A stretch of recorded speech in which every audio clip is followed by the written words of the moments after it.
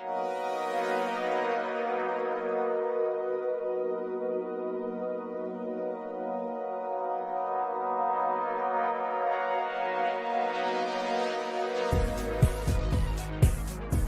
everyone, thank you for tuning in for another episode of Paranomaly Beyond Disclosure.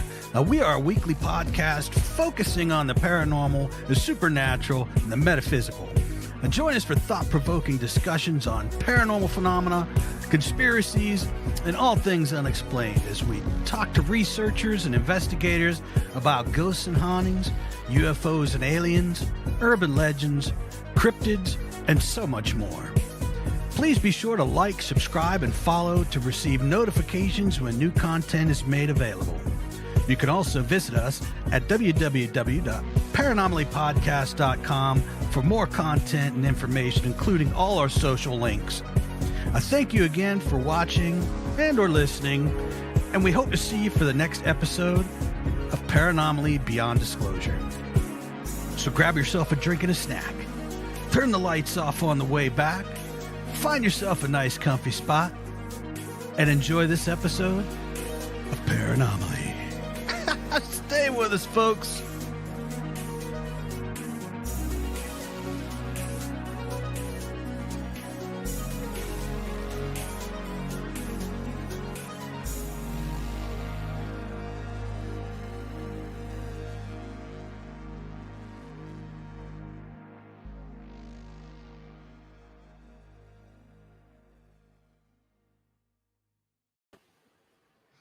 Hey everyone, thank you so much for tuning in with us tonight. We have a great episode coming up for you. We have John Carpenter on here. His extensive research is beyond anything that I can comprehend. He has been doing this a very long time, and it is our honor that he's here with us tonight. John, thank you so much for coming on. You're welcome. Glad to be with you. Can you tell us a little bit about yourself so the audience knows exactly who you are? Okay. Well, I work as a psychiatric therapist, psychology and clinical social work. Been doing that for 45 years, all kinds of therapy from kids to teenagers to couples to families. So I've been doing that, but in the process, I also learned clinical hypnosis from the Menninger Foundation, and that was back in 1980, a long time ago. And since I was a child, since about third grade, I was intrigued by the fact that a book on UFOs talked as if these things might be real, like newspaper accounts. And even in third grade, I was learning words like hover in pulsate and words that you don't usually learn in third grade. And so I just kind of followed the field. I can remember when Betty and Barney Hill were abducted, Travis Walton was abducted, and I lived through all of this, not knowing I was going to meet them later on in life. So I had the interest, and all of a sudden one day I realized after I'd been trained in hypnosis and I had this avid interest in UFOs that, oh, they're using hypnosis now to help people with missing time. And I'm trained and I have the interest. And I thought, maybe I should volunteer. Nah. And another year went by. And then I decided to write in the back of Bud Hopkins' book, Intruders. He had the MUFON and the Mutual UFO Network, and he had his own office, and then the Center for UFO Studies, where J. Allen Hynek had been the head of in Illinois. And so I decided to write a letter to all three of them. 2 days later, Walt Andrus, the director of MUFON, calls me up and immediately assigns me as a state section director and research specialist in a 4-county area where I live. That was nice, except I had no idea what to do. But he gave me that position. 2 months later, Bud Hopkins calls me at home, which about blew me away because I thought this famous author is calling me at home. And he apologized because he said he's about 2 months behind it in mail. But he was eager to talk to me because I was a professional that was using hypnosis, and he was using hypnosis with guidance from professionals. And so we talked for a good hour on the phone, and he referred me my first case right there in Missouri, because I'm in Springfield, Missouri. And then we talked about hypnotic techniques and trick questions and all sorts of things, and we just got along like best buddies.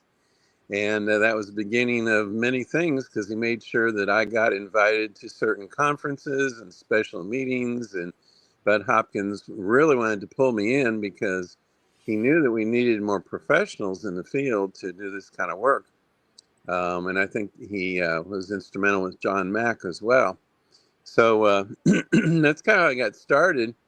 And I really didn't know what I was doing, but with tips from him, I started off doing, I'd say, a pretty decent job. And all of a sudden, I was finding out that an area that I lived in, and I didn't think anything was going on, I was getting all these calls with people that telling me that they'd sat on this experience for 20 years or 15 years or even 40 years and had no one to talk to.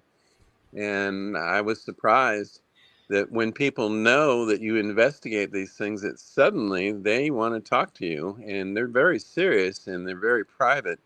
Um, when you've gone through something strange and you don't know who to tell or talk to or take it seriously, it's haunts you for years.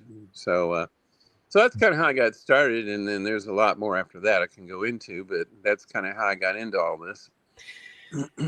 Were you skeptical at all coming into it with the abductees that were being referred to you?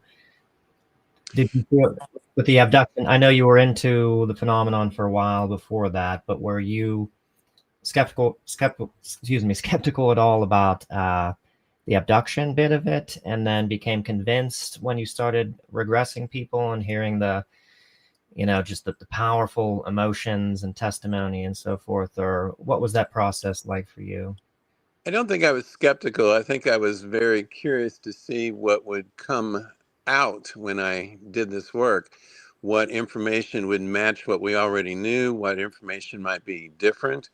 I had no idea what I would get, but I remember in one of my first cases, it was actually a 20-year-old girl.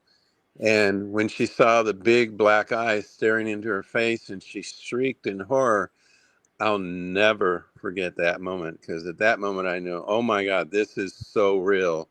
Because you could feel the trauma, you could feel the terror, and you were there with her, feeling it. And you knew right then that there's no way this was made up or fantasized, that she was recalling a real trauma. Mm-hmm. And actually, people have post-traumatic stress from all of this. The irony is that they often don't know what the trauma was, but they're having the symptoms: watchfulness, vigilance, poor sleep, jitteriness, easy to startle, nightmares, and yet they have no idea what's causing it. And so when I work with them, suddenly then it all makes sense as they uncover what's been missing from their consciousness. Mm-hmm. And that kind of intensity of emotion, there's like nothing else psychiatrically that behaves like that, right? Isn't that kind of one of the things that really kind of lends credence to the reality of it, just the power of the emotions and just the visceral. Well, it's the same kind of emotional reaction as you get with someone who's molested or raped or attacked or assaulted, or you see the same emotions, but for more earthly things. Then when you find out that they're having the same reaction, but it's something weird instead. But the emotions, the human reaction is the same. It's just that you have a different cause. And did you ask questions to rule out, whether there was molestation or rape or anything? Or did you have to kind of get into that to ensure that, this wasn't stemming from something more prosaic? I actually did a case where the woman thought that she had been abducted by aliens because some of the things that she was feeling from her childhood. The irony was, when we did the hypnosis, she found out that she'd been molested by humans and not aliens. So the truth came out, but it wasn't aliens. It was actually remembering the real trauma from her childhood. Mm. And you might think that would upset her, but actually it helped her put everything into perspective finally. And she was kind of glad that it wasn't aliens after all. But I was pleased because I felt like I helped the truth come out no matter where it went. Mm-hmm. Right. Well, let's get into the phenomenon, starting with the missing time facet of this. Do most people that get referred to you, what first of all, what's the thing that bothers them enough to go seek help from someone like you, or Couple things typically stand out. Missing time is certainly one, where, and I'll give you a good case example, and it's nice because there's two witnesses involved. Two ladies were professional people driving back from a conference in Colorado.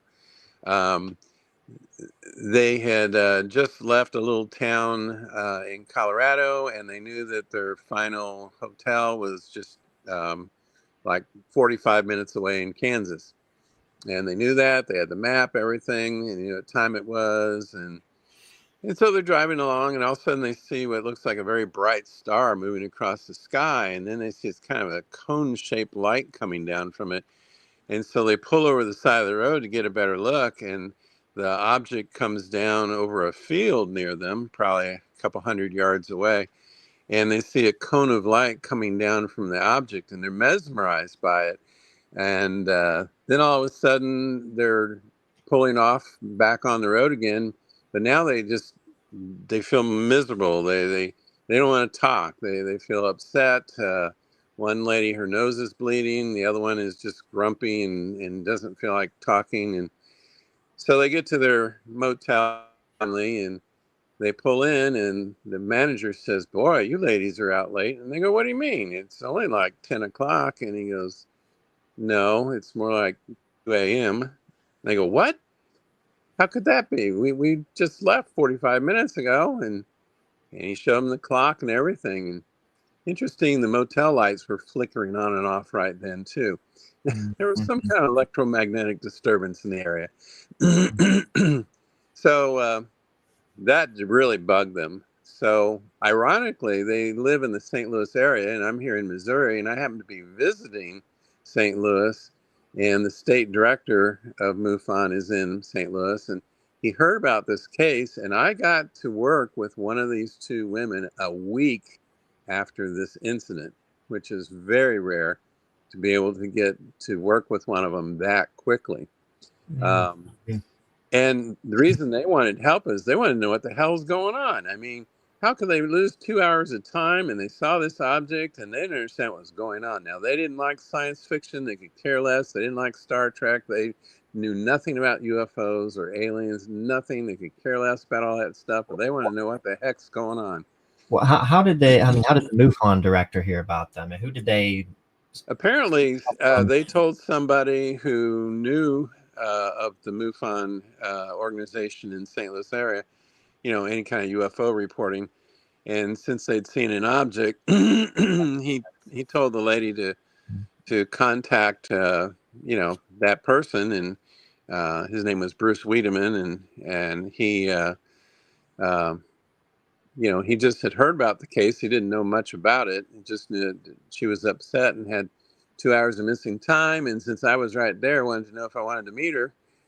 And so I did go meet her. And I talked to her for a little bit just to kind of get a feel for it. And she was obviously upset, confused, and didn't know what was going on. She's starting to have nightmares. And so I asked if she wanted to do just a little relaxation exercise to help her remember more. And we probably took a good hour. And what she came up with in that hour blew me away. I mean, I couldn't go through all of it right now, but she knew stuff that other researchers and I hadn't even shared publicly, and yet she was coming up with stuff that are some of those details that we hold privately to make sure that a case is real. And now you have to remember there was a second lady involved, and she saw the other lady laying on a table inside a round room with them inserting something up her nose. And this is the lady who had the nosebleed later. Mm-hmm. Now, a couple weeks later, I worked with the other lady. She came down to Springfield. Now, they don't live together. They just know each other and rode together.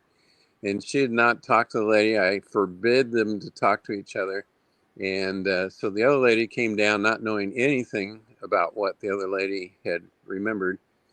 And she also saw herself being pulled up into the craft like the first lady, into this round room, found herself laying on a table and them doing something, putting something up her nose. And she sees the first lady over about 20 feet away watching just where the first lady said she had been. So their details matched perfectly. In fact, I think I counted about 43 exact correlations between their two separate independent hypnosis sessions.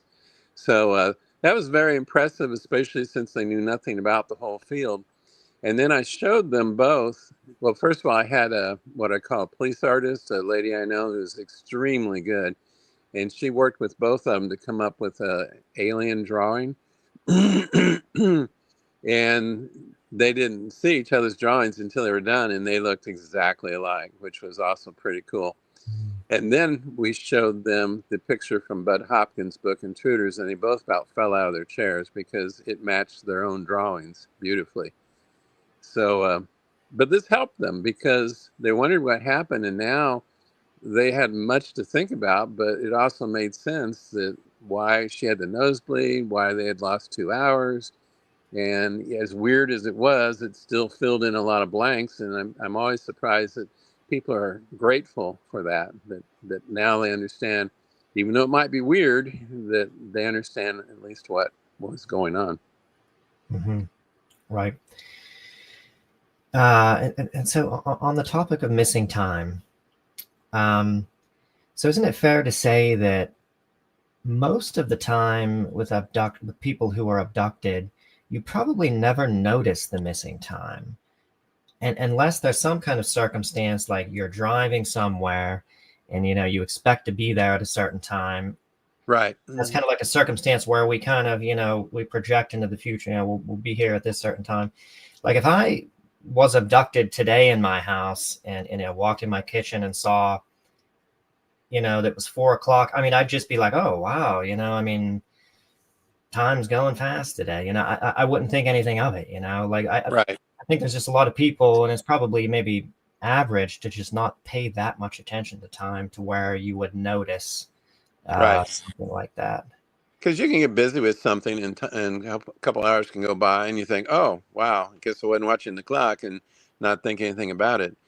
But Right. if you go outside to walk the dog and the rest of the family says, what took you so long?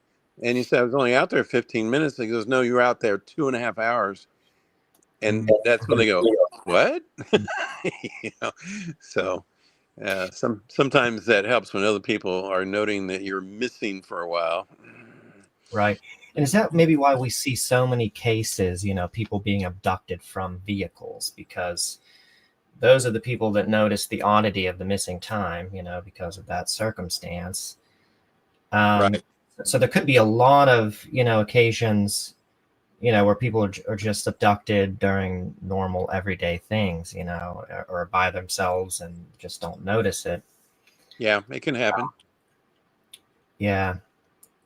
What do you make of John Mack had a case, and I'm just wondering if you've ever had any similar cases as far as like anomalousness with missing time. John Mack had a case of one person who was with another person who had the same missing time episode, and it was an entire day of missing time. The person claimed that they went to sleep Saturday night and woke up Monday morning and had no recollection. Neither of them had any recollection of the entire day of Sunday.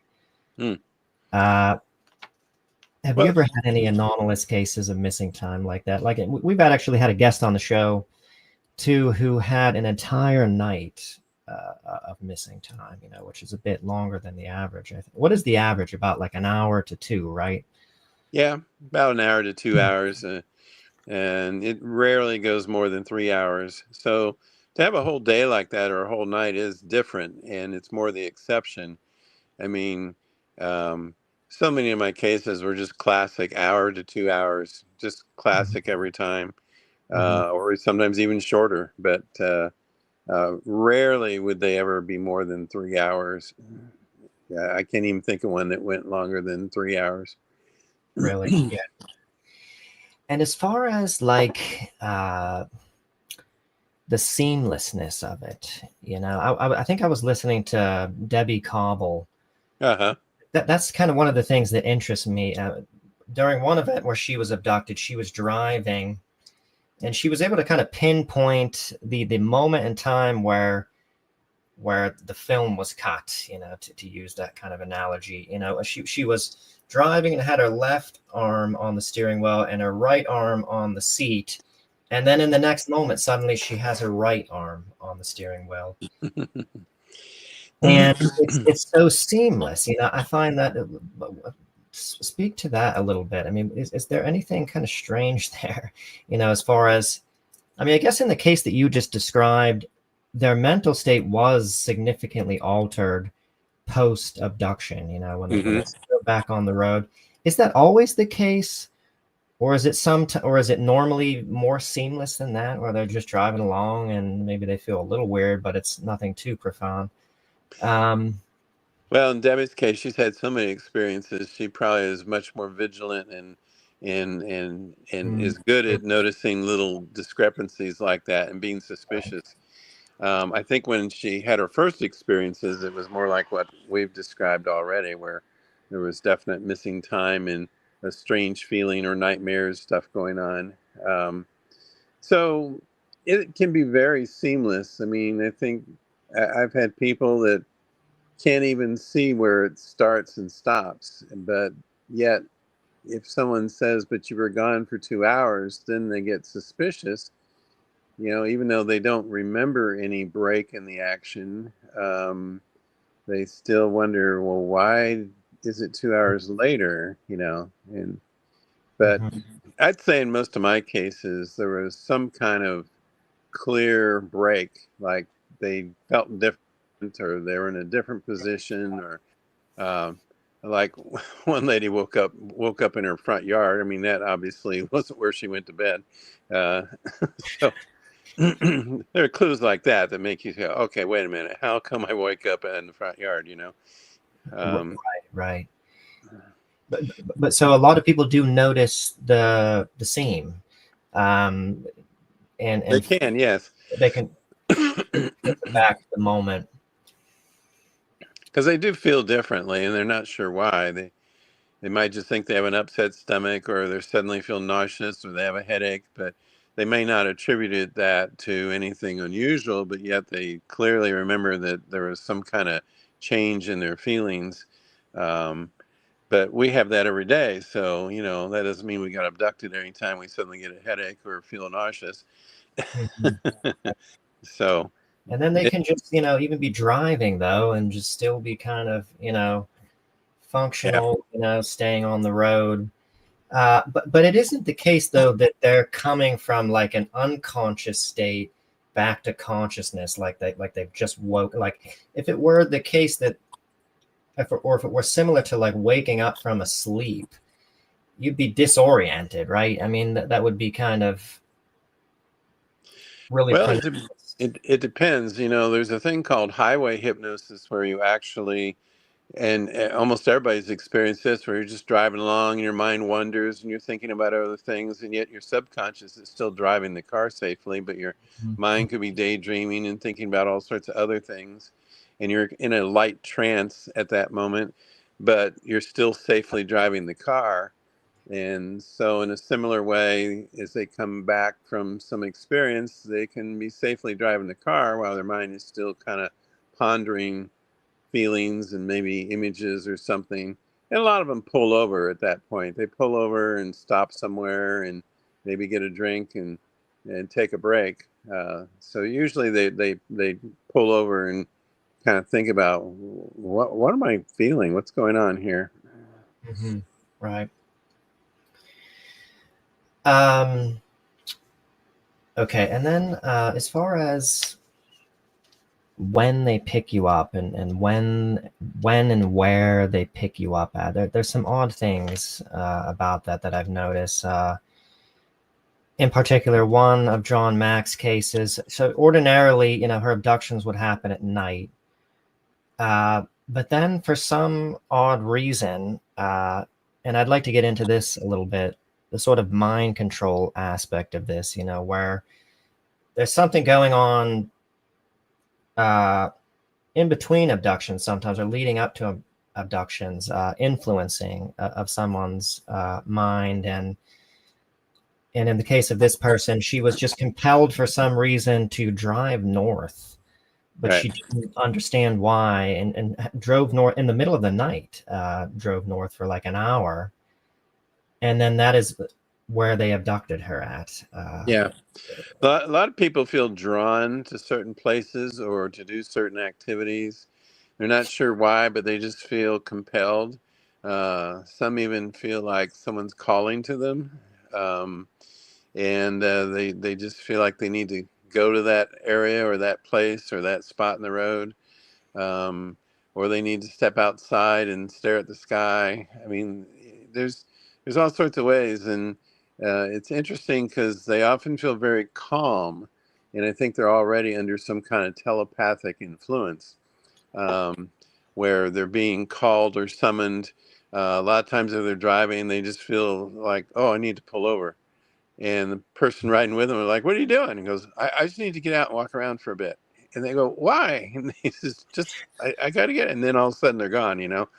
And the other person is switched off and doesn't know anything. And then, and that happens where the other person is like immobilized and doesn't realize an hour has gone by while the other person's abducted. So that can happen. But I will say this, if they want you, they will always get you. Doesn't matter if it's daytime, middle of the night, driving a car, swimming in a pool, laying on the beach. It doesn't matter if they want you, they're going to get you. But And doesn't it they'll, seem like, in the case of that woman, that on irregular sort of abduction event where they compelled her to drive north, that maybe there are sort of some circumstances that that disrupt their normal routine, or like maybe, I mean, who knows what it could have been, or maybe it doesn't have to do with circumstances. Maybe it's something else, like that there was some witness who would have been there, and for some reason that night, they couldn't conduct it, and so they had to get her to do something. yeah. Yeah, often they want to have the person get away from the crowd of people and maybe step outside and get some fresh air, and then they get them. Um, Now, interesting thing is that I have several people who developed a phobia of falling up. Now, think about that. How in the world do you ever develop a phobia of falling up? Well, we don't do that, but I had people that had to hang on to fences and car handles, and they kept looking up in the sky, and they didn't know why they were doing this. They had no clue why they had this fear of falling up until later on we realized that they'd had an abduction experience, and they remembered their feet leaving the ground and how terrified they were to feel their feet leaving the ground. So that's a good example of a phobia existing without a known cause. And yet, once the cause was known, it made perfect sense, even though it was supernatural. And that would be like a clear indication, anybody who's got a phobia of falling up, well, Yeah, they're that's a big likely in clue right there. Because how do you develop that? There's nothing I can think of that would cause you to develop that kind of a fear. what in the uh, process of the abduction event are they derive? Where does that fear derive from? The beam ride, or uh, what in particular about the abduction scenario creates that phobia, do you think? Well, when a blue beam of light strikes them, and they didn't remember this at the time, but blue beam of light strikes them when they're outside and they feel their feet leaving the ground and they're floating up in the air toward the craft. Mm-hmm. And of course, they don't remember that, but yet the sensation of feet leaving the ground is so terrifying because Imagine if you just suddenly floated off the ground. I don't think you'd forget that. I feel like I've had a dream before where I was lifted off the ground against my control. And I feel like I've experienced that, and it was terrifying, just not being able to, grab hold of anything and just being, Sounds like we should talk about that. in the dream like this. I know. Are you sure it's a dream? That's the first time I've ever thought about that. In the dream, like it was wind. I was being sort of picked up by like a windstorm. But I guess there is, that, and I'd like to get into that a little bit too. The dream. Your brain was trying to make up an earthly explanation, but I'm concerned about your fear of the feet leaving the ground. Is it the brain? Is it the brain that creates the overlay, the representation of the real event, or is it the ETs that implant a representation of? Well, they definitely make you think that you're seeing something that you're not. For example, I don't know how many 4-foot squirrels, 4-foot guinea pigs, 4-foot parrots, 4-foot owls, 4-foot hamsters, 4-foot rabbits. I mean, oh my gosh. I mean, especially kids, they say, oh, that cute rabbit came to see me. I go, oh, he's got long ears. He go, no, I don't see any ears, but I know it's a rabbit. Oh, okay. Well, is he white fur or brown fur? No, he doesn't seem to have any fur at all. Oh, okay. So he's got the funny little black nose that twitches, and he's a cute little bunny? No, he doesn't seem to have a nose at all, just like 2 little slits. I said, well, what makes him look like a bunny? And he goes, you know what? I don't think it's a bunny. And I said, I don't think so either. And then he sees what he really sees. But that telepathic image, we call it screen memories, are implanted in many, many people. Even Steven Spielberg in his, I think it was a series called Taken that came out in the 90s. It was a miniseries. And he showed this big bunny rabbit jumping along next to the little kid, and the kid was thinking that he was seeing a bunny. And it was perfect. I mean, he got it right. That the little kid wasn't frightened because he thought this cute little animal was visiting him. Mm-hmm. Is it normally the children that will see the fuzzy, cute little animals? Yeah, I'd say pretty much, because they know the kids are going to be terrified if they saw the aliens. They just know they would scream bloody murder, and they would just like freak out. So they anticipate that they better give them something more pleasant and playful, because they don't really want to terrify people. They just figure adults can handle it better, but no, they don't. Yeah, and they don't want to terrify you because they want the procedure to go smoothly, right? Or is there some benevolent concern about the person's psychological well-being? Well, I compare it to this, and I think this is a really good metaphor. Imagine that you're a grizzly bear, and you come out into a field, and you see this object hovering over the field, maybe a couple 100 yards away. And then it settles down to the ground, and out of it come these humanoids that walk toward you. And all of a sudden you feel a sting, and something in your shoulder makes you very drowsy. And you kind of lay down, and you're just kind of out of it. And these humanoids come up, and they start examining you, looking at you. They put a tag on your ear, and they do all that. And darn it, they don't explain anything to you. They don't tell you what they're doing. How dare they? And then they leave, walk off, get in their helicopter, and fly away.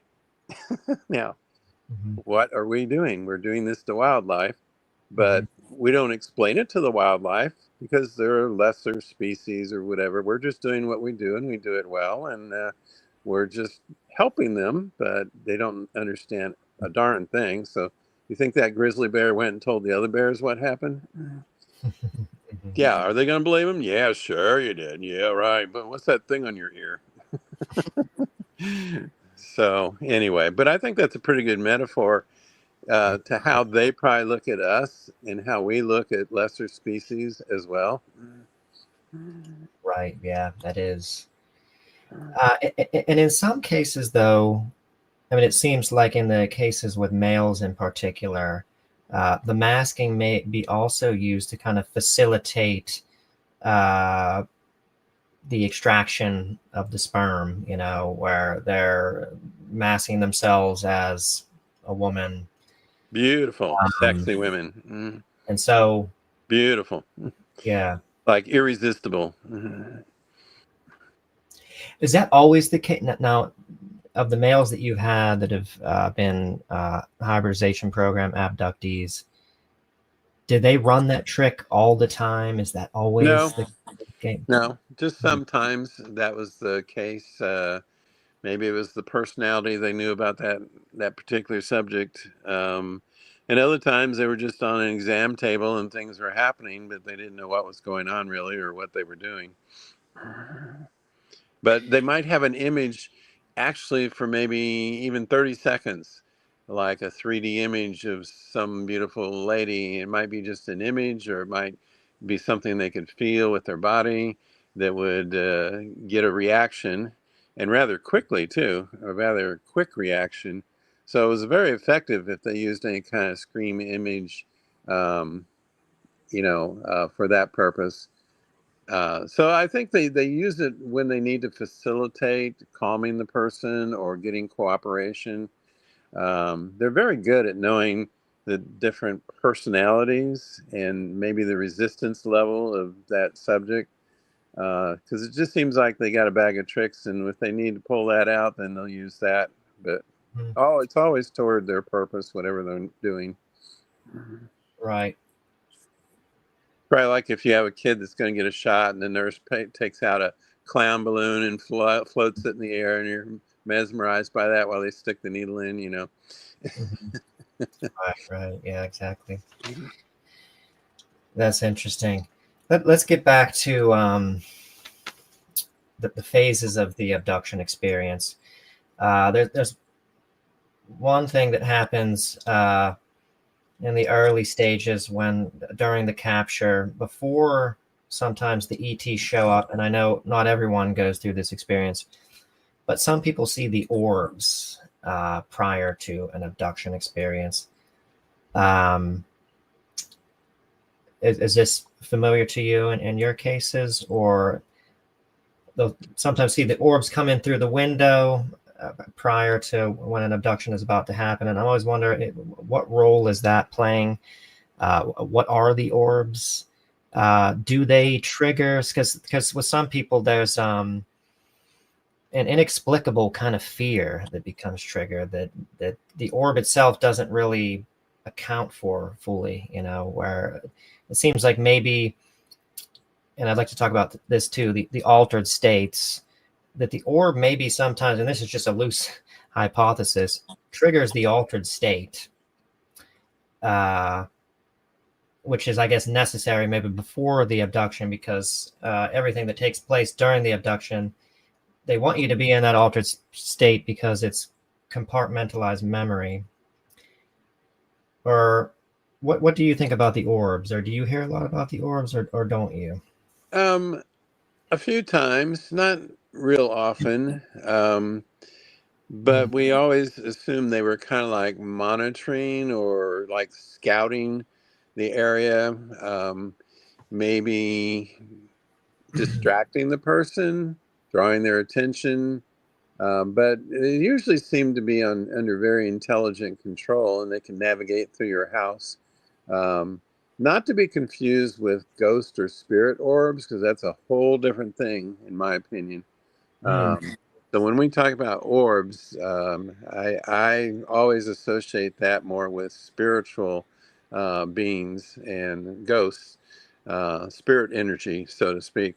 But there are orbs. If you remember in the movie Close Encounters of the Third Kind, there was these little red orbs that were zipping around. Not part of the bigger crafts, but they would zip around and light up the toll booth, and they were kind of scouting things out. And I think that was since that came from UFO research, I think that was a pretty good representation of kind of a scouting type of orb. Maybe checking out the house or getting the lay of the house. I don't know. It didn't happen very often. I knew about them. I saw some drawings of them, but it was not typical, that in my wasn't opinion. Okay, that's interesting. Yeah, I've just heard recently about a case, and I think other people have witnessed this before with other beings, of the being itself becoming the orb, dematerializing into the orb. Somebody actually saw a Sasquatch creature go from the physical Sasquatch to an orange orb. Well, now you're getting into some other stuff. So Yeah. Well, yeah. I mean, now you're talking about probably some vortexes and spiritual, or not spiritual, but transformational energy things. how are the entities getting into the room? Like let's get back to the capture event. Oh, sure. How are Well, they how are they generally getting it? Are they material? Because it seems like some cases they just materialize into the room, and then other cases they come through the wall. You know. they usually come right through the walls or windows, float in the windows, and the window doesn't have to be open. I mean, it doesn't matter. I've had an abductee be taken out through a wall, and they described what that felt like. They said it was like all the molecules just suddenly became liquid, and they just went right through the wall, and then it closed up behind them. But they had an ET on either side of them, so they were literally in a bubble that, the ETs were surrounding the person. And so if the ETs went through the wall, of course, the person could go through too, because they were in that same transforming bubble, you might call it. And so they would usually float them out right through the wall, right through the ceiling. It didn't matter. You didn't have to unlock the door and let them in. They don't break windows or anything like that. Um, and it might just seem like they materialize out of thin air, but you probably just didn't notice that they just came through a wall. Right. Because if you see something come through a wall, it's going to look like it just suddenly appeared in the room. Right. True. And then some people, we had one guest on, an abductee, who seemed to have a little bit of knowledge about this, or at some point some information was communicated about this. And these ETs in particular used a rod-like device. And she was given some kind of explanation that they were using the device to basically raise her frequency, to almost phase her out of physical reality, time, space, to a little bit out. I mean, this is maybe a little bit woo-woo, but not. I mean, oh, come on, it's all weird. What do you mean? I know. I don't even know. When can you say it's too weird, huh?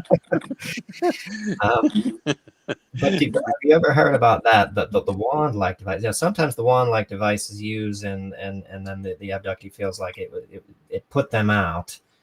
Well, I actually have a number of my clients drew the wand, and it's interesting because every time it appears, it's like, well, there it is again. There's that wand. And it seemed to me that they used it to help relax them, or perhaps, as she put it, transform her energy to a different level, which could be like a, say, relaxation state or hypnotic state. But usually they stare into the eyes, and that's when it's really interesting because in the session, they may have just been terrified and ready to jump off the couch and feel like they're going to run out of the room, and then all of a sudden it's just like they took a Valium and they just like, boom, just totally relaxed. And sometimes it's so quick. Me and my assistant are just looking at each other like, oh my God, it was just like from terror to instant relaxation. And they're reliving that wand or the staring procedure to help them relax. So you see that quick transition during the regression, Oh my gosh, yes. It's so dramatic. So dramatic. Yeah. That's really interesting. In fact, I will use one of my trick questions. I said, well, what are you just laying there for? Get up and run out of the room. And they're like, I can't. I feel like I'm on Valium. I just feel so relaxed. They don't bother me now. And I was saying, so you're just going to lay there? I try to be logical and try to suggest logical responses to them, and they always come back with, no, it's not like that. It's okay now. They don't mean any harm. I'm feeling all this peace and tranquility. So Yeah, our one friend of the show, Lella Bright. What I did she? love the trick questions, though. I mean, I Yeah. specialized in those because, like, one of my favorites was a double trick. I would say, well, when the creature opens its mouth, do you hear a high pitched, medium pitched, or low pitched voice? Well, the first trick is they never open their mouth. Mhm. The second trick is they never hear with their ears. It's always telepathic. But, it's a logical question. Hey, when you open your mouth, is it a loud voice or soft or high pitched or what? Seems logical to ask that. But no one ever fell for it. Everyone goes, well, I'm sorry. It's kind of like I'm hearing their thoughts. It's like I don't hear any voice and their mouth doesn't seem to ever open. And I'd say, are you sure? And they go, yeah, it's weird. It's like it's just hearing their thoughts. And they never use the word telepathy. No case ever said the word telepathy. They'd always describe telepathy in their own way, but they would never say the word. Hmm. Uh, and so as far as the altered states, there's another interesting facet with that. Whenever I was going to say our past guest Lella Bright refers to that, the Oh, calmness yeah, over you as the alien Xanax. Wasn't that what she called it, Todd? probably. Yes. Yeah, that's a good example. But what is happening as far as the inducement of that calm state? I have some different ideas on this. I've always felt like I've looked into, I don't know if you've ever gone down this rabbit hole, John, the trauma-based mind control techniques and how through pain and trauma at an early age, you create compartments in the mind uh, which can be programmed, basically. And I always felt that there was something similar about the altered state that the abductee enters into and the alter ego of a trauma-based mind control victim, or just anybody with multiple personality disorder or dissociative identity disorder, what it's called now. Because there's also this sort of phenomenon where when the person is triggered into that state, it's like all these memories open up and they remember the beings, they remember going through this before, they remember past abductions. Right. What's going on there with that, in your opinion? Well, that's a good description of how trauma affects the person. When you go through something like that, you can dissociate. You can see it like from a third person view. Yeah, it's a way to feel secure and safe. And you might split off like that. That can happen with any kind of trauma, not just alien. Um, and I think that when you tap into that, then all of a sudden you remember everything. For example, I had a patient that had a phobia of Christmas tree lights. And it's like, how would you get that? Well, make a long story short, she always liked looking at Christmas tree lights by laying on the floor and looking up, underneath the tree and looking up through the tree at the lights. Unfortunately, when we did hypnosis, she then realized that her uncle was laying on top of her and she was being molested. So the Christmas tree lights were the trigger for her to feel all the traumatic feelings, but yet she didn't know what was causing them. And then she did. It wasn't anything alien, but it certainly shows you how certain things can compartmentalize and store memories and even cause phobic reactions later and not even know why. And so, for example, I had a UFO case where the woman hated dolls. She could not stand having, and especially these old creepy dolls, the ones with the creepy painted smiles and the weird eyes, not cutesy like today, but the old fashioned dolls more. And she could not have those in the house. She wouldn't let her daughter have dolls. And she didn't know why. She had no clue why. And it just so happened while we were doing a case and she was starting to remember things about her abduction experience, she saw a room full of hybrid children. And when she saw them, she goes, "Ah, my dolls." And she realized that the creepy look on the faces of the hybrids were similar to the creepy look on her dolls. And so for years, she was terrified of the dolls, not knowing that it was a memory of the hybrid children she'd seen years before. Wow. Wow. Interesting. Yeah.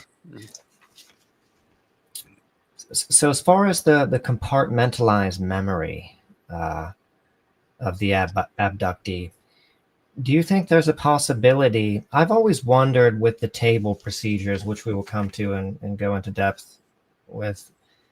I've always felt that some of the procedures that they put you through seem so agonizing and painful.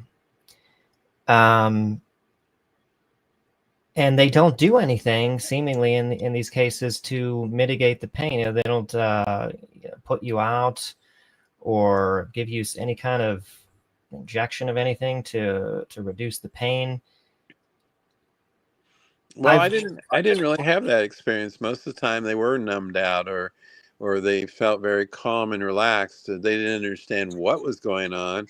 They might feel pressure or a poking or a stinging, but they didn't scream out in pain. Most of my cases were really tranquilized and treated better. I don't know, maybe a different bunch of aliens. Well, this is one of John Mack's cases, and maybe this was the only procedure where they caused her pain. There was actually a human-like ET present during this abduction that was kind of running the show.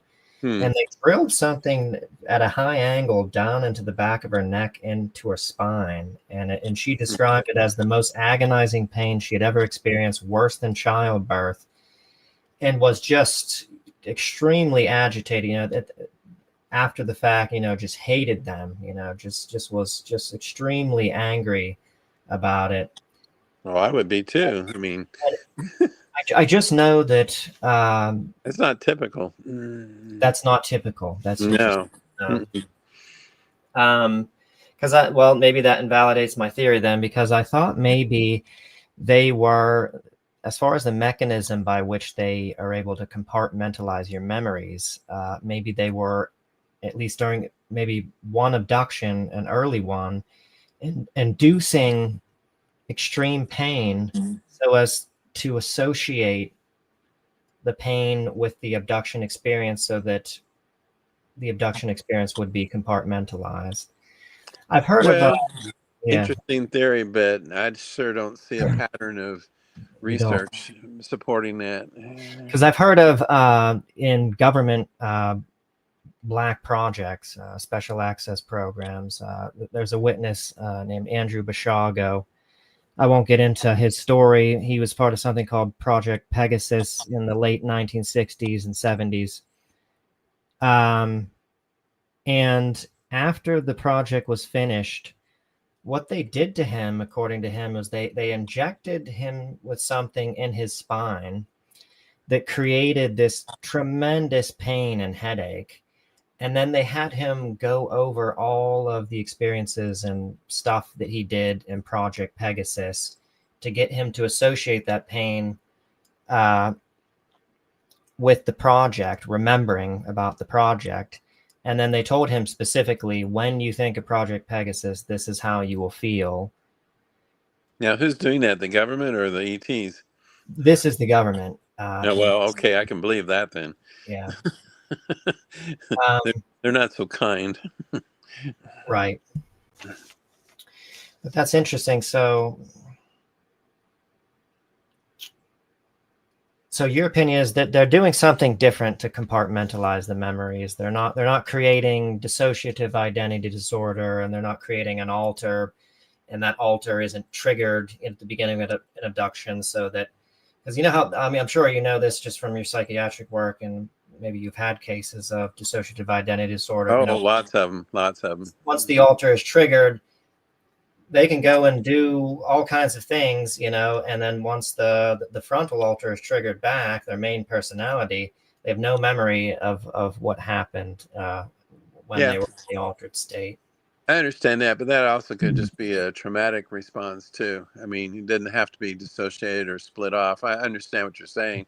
Yeah. Um, but just even like the cases I described where they didn't understand where it came from, but a certain trigger would bring out all the experience. Nightmares are something we explore quite a bit. That's another, when you asked about the things that bring a case to my attention, they may be having some very weird nightmares, or they saw strange lights in the sky, then they have these weird nightmares and they didn't understand what's going on. So that gives me a starting point sometimes to see if the dream has anything more to it. Mm-hmm. Well, about those nightmares, are they in the same ballpark as normal nightmares, or what's different about the nightmares of an abductee post-abduction compared to regular? A lot of people can have nightmares, but just wake up confused and thinking, what the heck was that all about? But in their case, they seem to be getting back in touch with something very terrifying and upsetting, and yet they're not sure what it is. And that's what motivates them to come for therapy or for hypnotic work, because the feeling, the emotions are so intense and so strong, and yet they don't know where those feelings are coming from. And that gives me a very good open door, because once you get into the emotions, like you said, then it can connect with all the things that are causing it or connected with it in the memory. So that's a very good open door if they've got that intense emotion. Mm-hmm. Right. And then I'll ask them, when have you felt that before? And then they might remember another time, like in childhood, where they felt that. And then they start remembering other visits and other times, using the intense emotion as a bridge to remembering those other times and experiences. Mm-hmm. Interesting. Okay, let's come back to the abduction scenario, maybe the table procedures. Or really, before we get to the table procedures, let's talk about the beam real quick. I find it odd that, you know, abduction cases are probably right in the millions. But yet, do you or don't you hear a lot of accounts of bystanders who see things like where they come to their kitchen in the middle of the night and they look out their window and they see a beam of light beaming down into their neighbor's house? How come you don't hear a lot of accounts of people seeing these beams of light from the UFOs? Well, I think sometimes they do see them, but they don't know or don't associate with aliens necessarily. They might just think it's something else, or they'll just, classic line is, well, that's weird, and then they go back to bed. But there've been even some photos taken of those beams of light. I know with the Gulf Breeze case in early 1900s, there was a couple of pictures of the beams of light coming down and seeing them. And of course, in Bud Hopkins' Manhattan case, they had 23 independent witnesses that saw the craft and the beams of light and the woman floating out her bedroom window.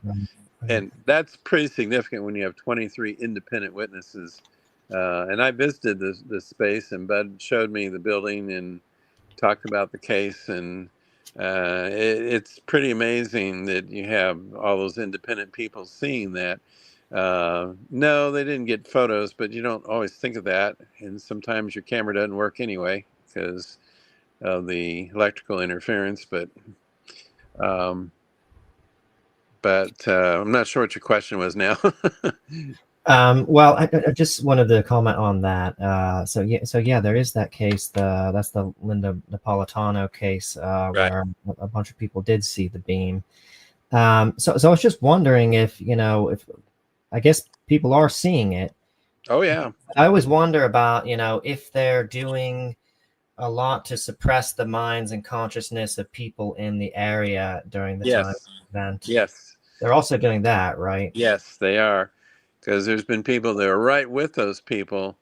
And well, the Travis Walton case, they saw the beam of light hit him and then he disappeared and then they took off in their truck and freaked out.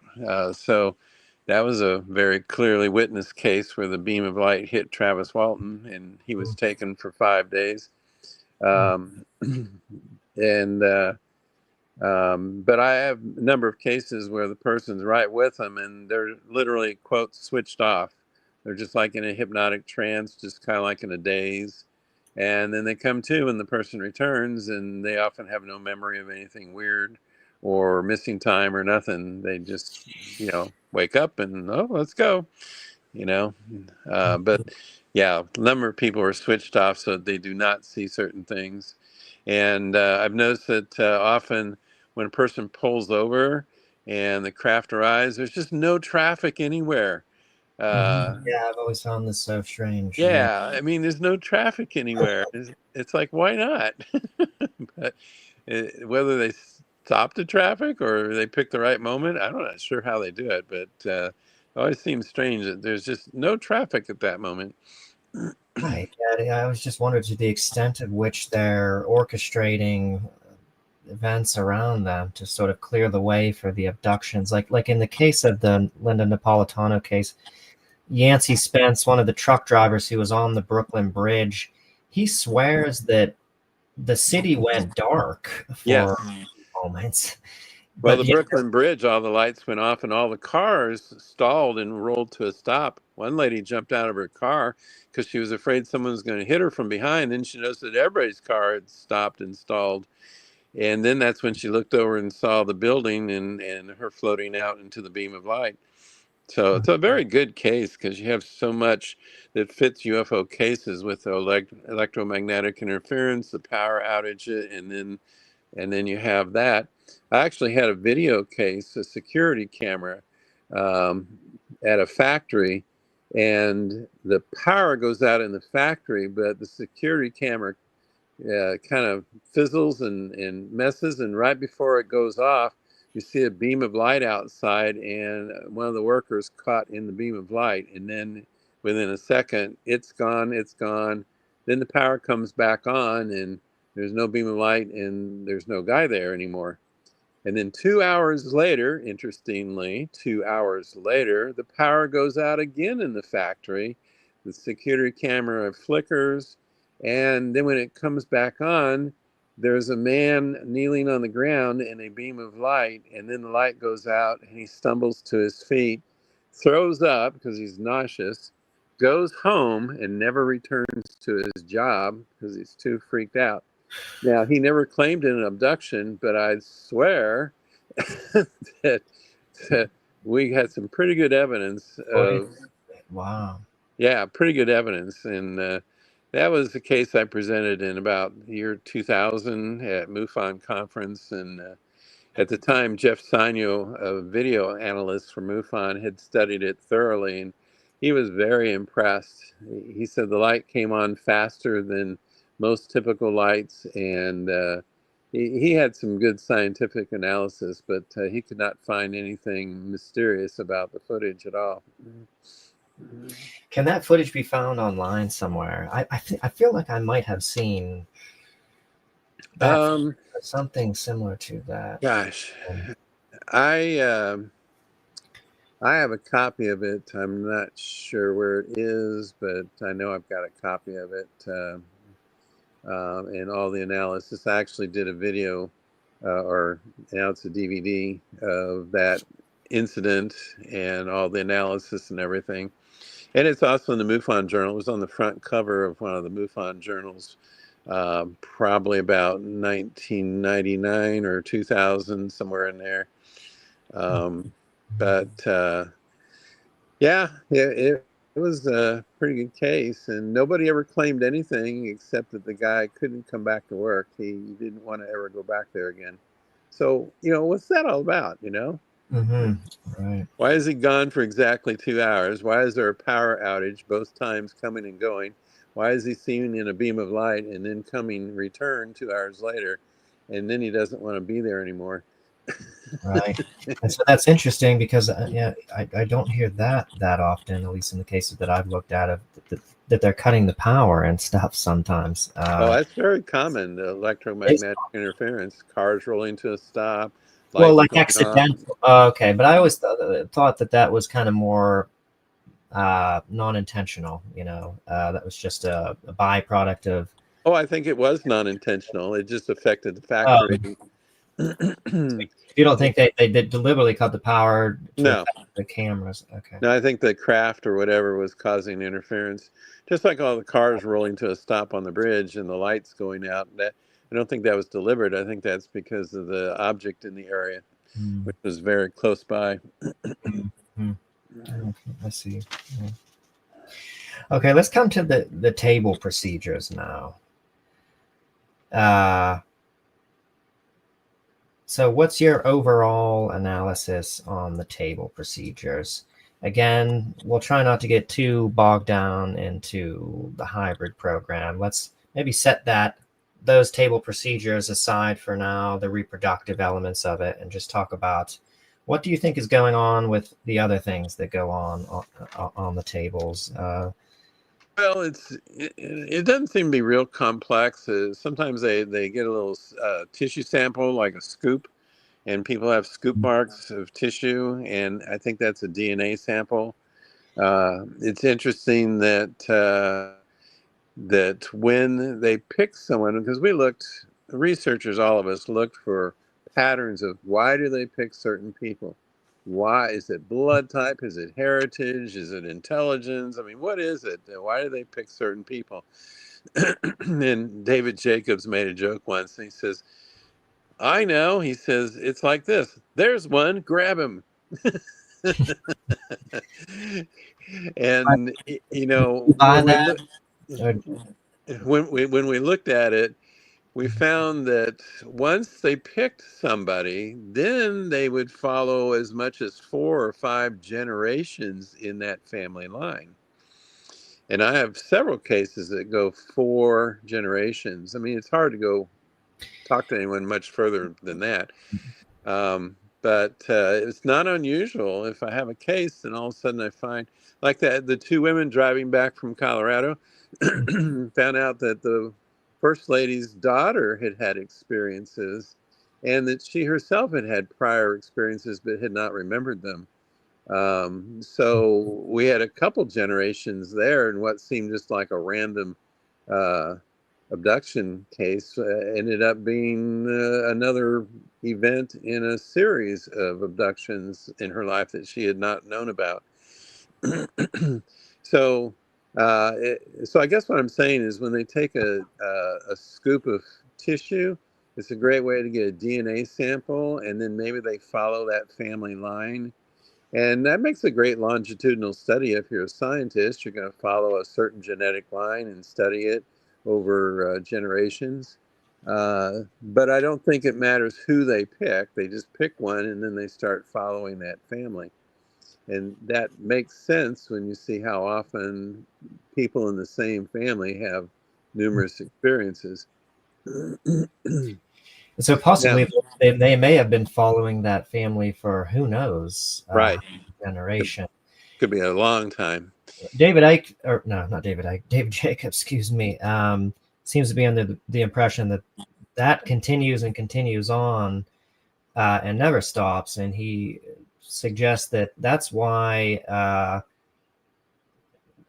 the abductions must have started more recently rather than going back into deep history, because if they had started back 1,000 years or so ago, in his opinion, we'd all be abductees at this point because of just family Well, line.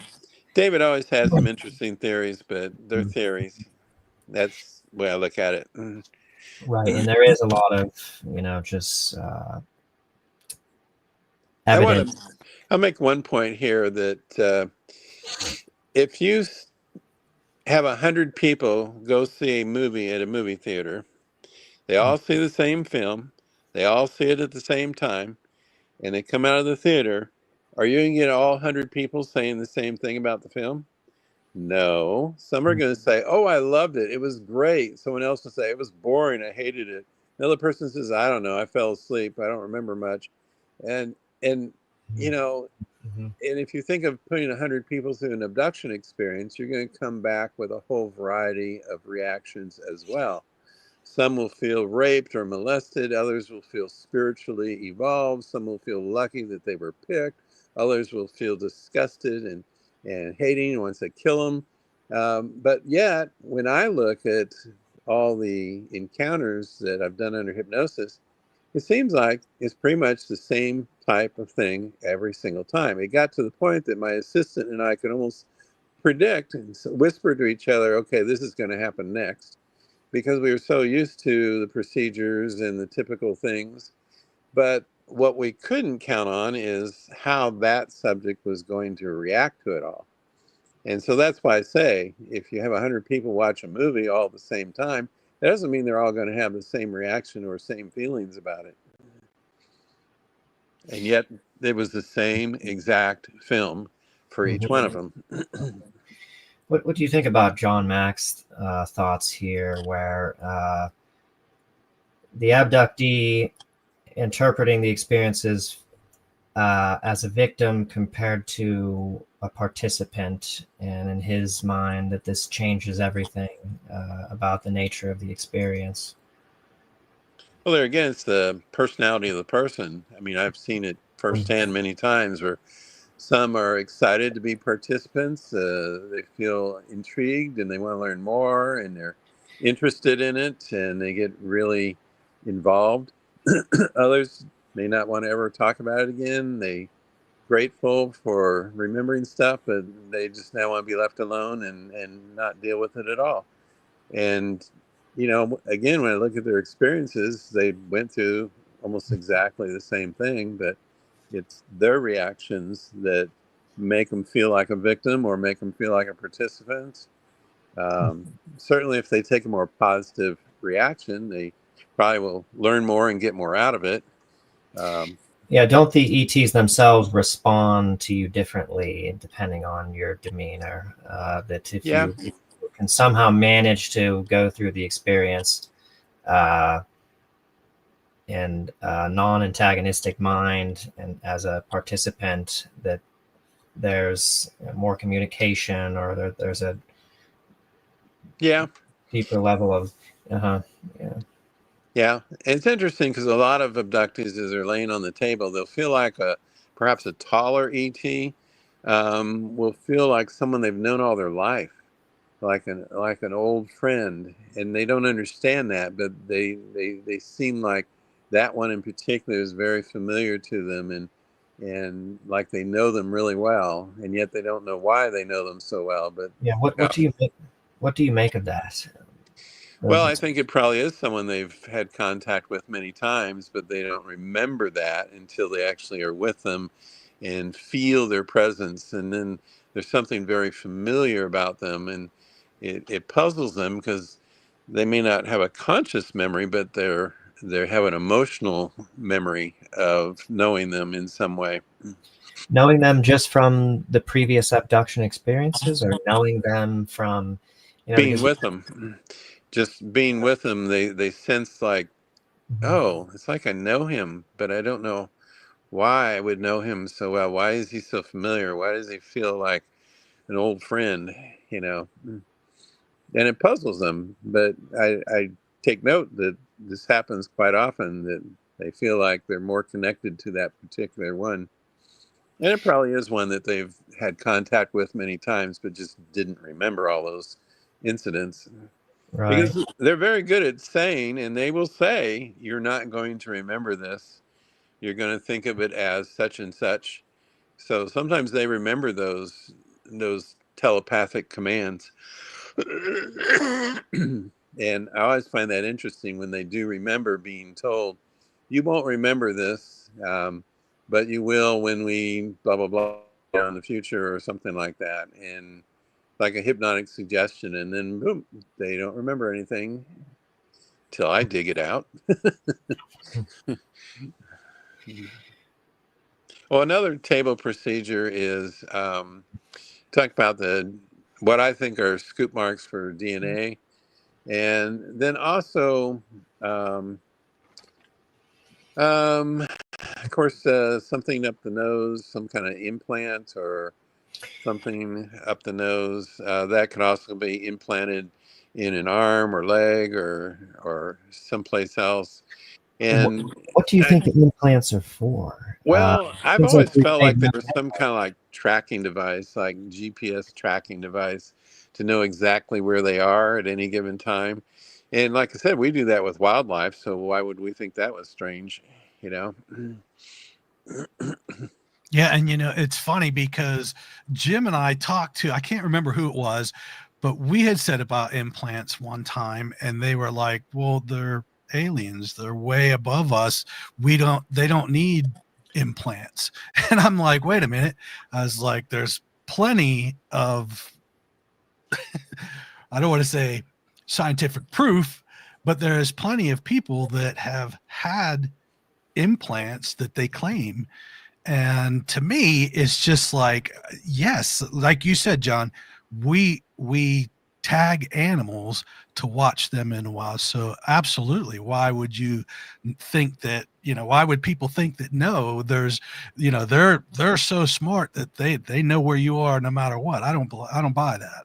Well, and if you think of all the millions of people on this planet, are they going to really try to have to decide, is it that? No, maybe it's that one. Well, I thought it was that guy. No, that doesn't look like him. If they got a GPS thing, go, oh, there he is. But do you ever have an abductee who has had multiple abduction experiences where there was more than one implant? Because if they've implanted you during one abduction, and then they're putting something in you at another abduction, doesn't that kind of make you think twice about maybe or is there normally just one implantation of something during one experience? Or Well, they don't always remember an implant, but if there is, it only seems like it's one time. okay. Uh-huh. And John, the implants, if like Jim was saying, if somebody has multiple implants, could they be from the multiple species of aliens that are out there? Well, that's a good question. The main types I've been familiar with are, of course, the tall grays, short grays, but then the tall blondes, the reptilians, and the praying mantis types. Those are kind of the main ones. And reptilians can do stuff, and they're a lot cruder. They're not as pleasant. I always say they're like four guys on a drunk night on a Saturday night, looking for wild time. They're just not as organized and as slick as the grays. Really? That's Yeah, interesting. yeah. I mean, they've been known for like having sex with women, and the women are embarrassed that they liked it because the guys are so hideous. But then they kind of look for them to come back because the sex was really good. So anyway, so yeah, with different species, different things go on, and sometimes they cross over. I mean, even in Travis Walton's case, he starts with a little grays, and all of a sudden the tall blonde is supervising, and looks more human and makes Travis relax and feel more at home. But he started with the little grays until he ran them out of the room because he got all freaked out.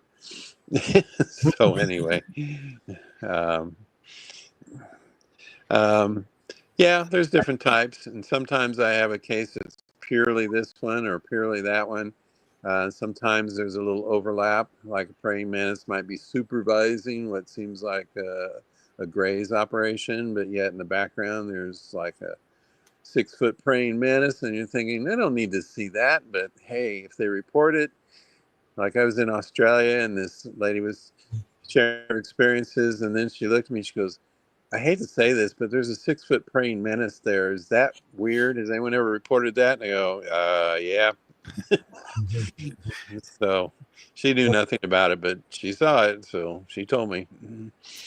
And they never see any other insects. It's always praying mantises. Yeah, I mean, it'd be bad if there were roaches and grasshoppers and all that, but But praying mantis. it lends to the credibility, that the what they see is so narrow. The types of Yeah, it really is narrow.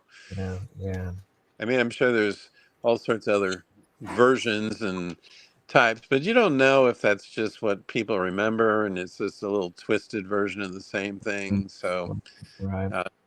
Anyway, but there's no doubt the reptilian and a praying mantis and a tall blonde don't look anything alike. Pretty distinct. Oh, by the way, David Jacobs and Bud Hopkins both told me that they were afraid that those were just screen memories, that they were all grays and those were just screen memories to make you think there were other types. But I was at the MIT conference in '92 and I was on the planning board. And so when I gave one of my, so I stopped and there was like 500 researchers from around the world in that audience at MIT. And so if you take each researcher, if they have 100 cases and there's 500 researchers, you got a lot of data in that audience. So I asked them, I said, how many of you had reptilians? 3/4 of the hands went up. How many of you had tall blondes? Half the hands in the room went up. How many of you had praying mantises? 2/3 of the hands went up. And Bud and David, and they go, oh crap. I guess those aren't screen memories after all. because there's so many people reporting that. Oh yeah, I mean that was amazing. But I'm glad I did that because no one had polled the audience to see what they had experienced and what their cases from all around the world were saying. Yeah, interesting. And don't the screen memories normally, or I don't know if this is typical or not, but sometimes anyway, fall away during the regression, like maybe the conscious memory of the abduction, whatever they have, conscious memory wise. Oh yeah. Yeah, But when I suspect a screen memory, I always go after it, like I told you, like with the cute little bunny rabbit that really doesn't have ears and really isn't furry and really isn't so cute. But until you ask those questions and have them really look at it closely, the screen memory starts to fall apart. And it always does when I do that. It always falls apart. They never, because when they really look closely, because they're told it's this, but when they really look at what's there, they realize it's not furry. It doesn't have little eyes. It doesn't have big ears. It's not furry. But it's always 4 feet tall. That's what's interesting. No matter what image, it's always 4 feet tall, and that's always a giveaway for me. Okay, so now what do you think about concerning the grays? What David Jacobs refers to as the neural engagement from the side. And let's talk a little bit about the experiences that abductees have had with the eyes. Okay. Well, to me, that's all the communication comes through the eyes. In fact, more than communication. I mean, there's a lot of power in those eyes. They can hypnotize, they can project thoughts, images, hypnotic suggestions, all of it extremely powerful. They can relax you from terror to total tranquility within a second, which is pretty impressive. But I've seen it, when it's replayed in the hypnosis session, and it almost makes you jump. It's just so sudden. They go from terror to like perfectly calm, and you couldn't even hardly fake that if you tried. But it's so real when you watch it happen in a hypnosis session, because they're reliving it just as it was felt. And so the eyes are first of all, it's interesting. David Jacobs gives it such a technical name, but we always just call it the staring procedure, where whether it's from the side or directly above, looking right into the eyes. But it just does a number of things. First of all, it calms, it projects messages like you're going to be okay, nothing, you're going to be safe. just like a nurse telling a little kid, "Don't worry, you're going home soon. Nothing's wrong. You'll be okay." It's always been those kinds of reassuring messages, calming, relaxing, and maybe projecting a screen memory at that time, um, or telling them you're going to think of this as such and such, and you're not going to remember it like this. But it's a very hypnotic, very powerful thing. Do you think they're also using sort of psychic abilities and telekinesis as far as the paralysis that happens? Do you think that they're doing that? I mean, you see when they come into the room, and sometimes Oh they're yeah. at you. So do you think also maybe the paralysis is stemming from the eyes, or the psychic ability?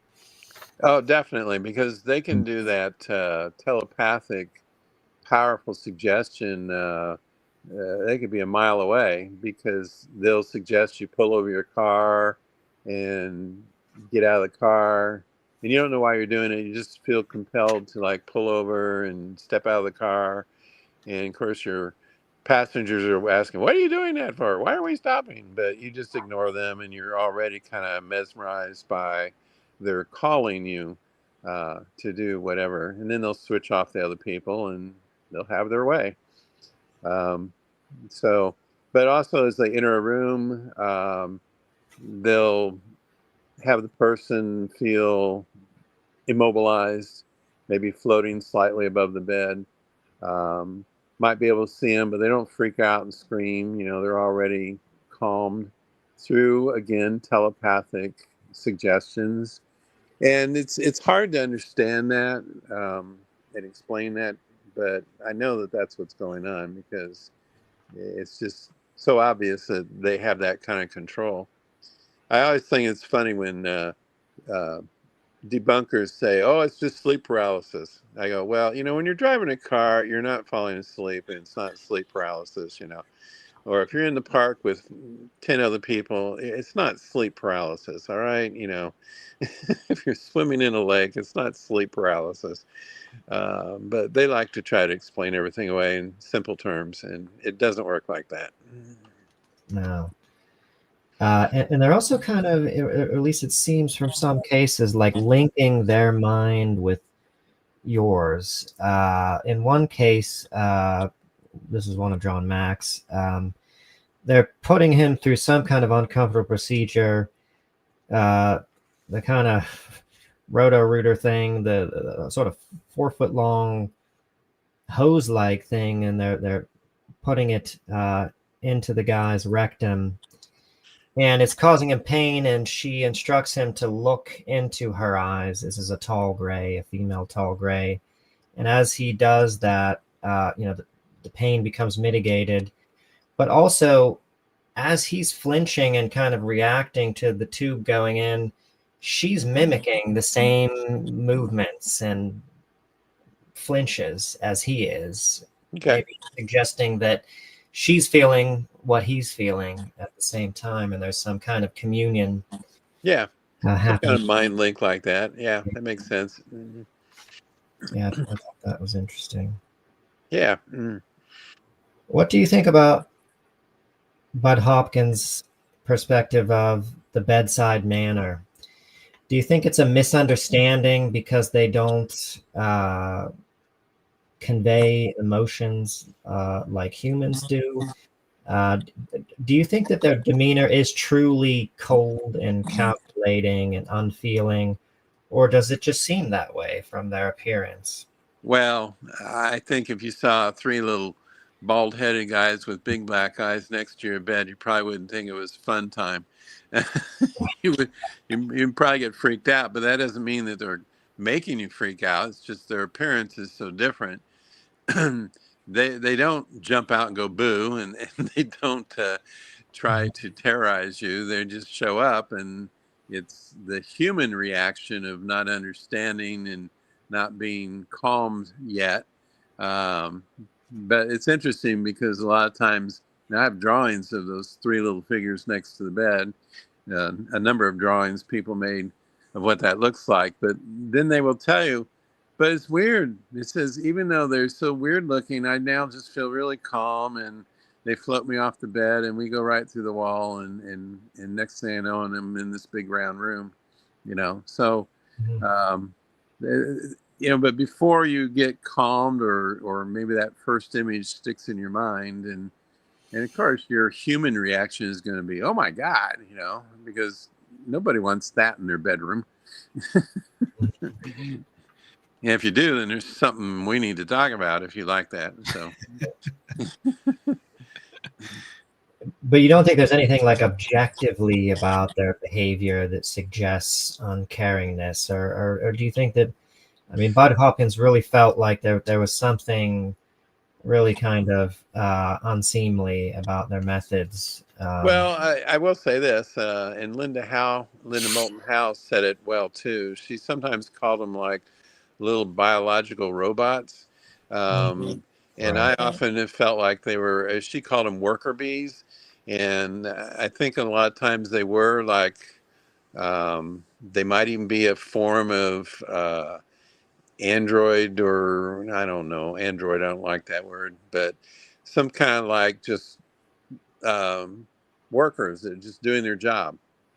And another reason I say that is because when Travis Walton was on the table and they were all surrounding him on the table, and they were just doing their thing, when he got real upset and struck out at one of them, they just filed out of the room like, oh, mission aborted, we're getting out of here, And then in came the more compassionate, taller entity to talk with him or whatever. So, but it did seem like they were just like little workers doing a job. And so that could come across as cold and not feeling, because I think they're just doing a job.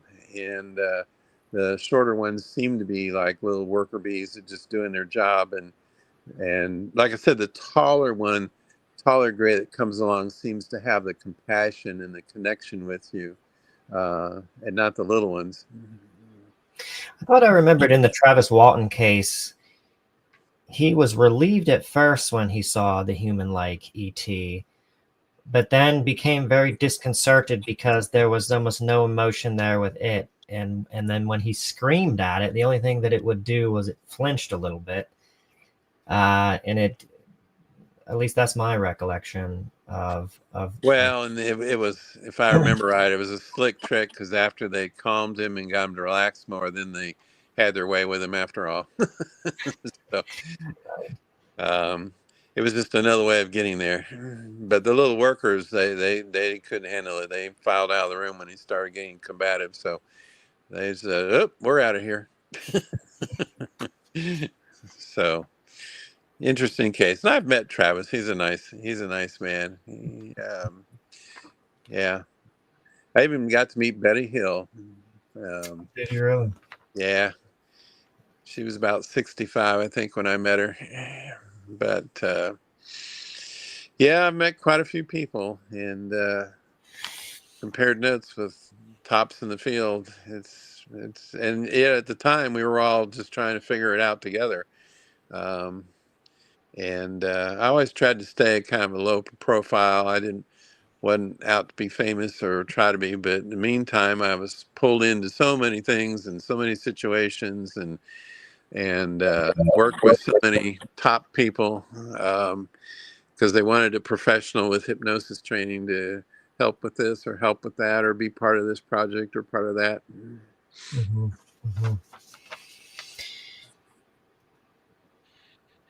Mm-hmm. So what are your thoughts about the hybridization program? Give me your just overall take on that. Do you think that